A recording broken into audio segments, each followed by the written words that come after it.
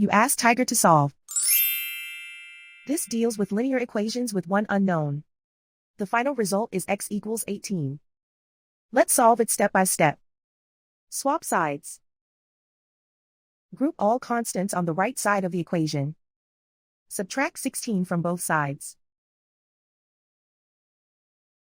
Group like terms. Simplify the arithmetic.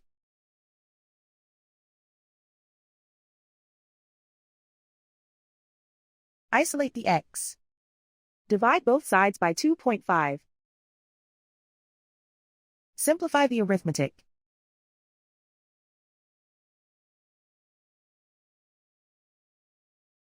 And so the final result is x equals 18.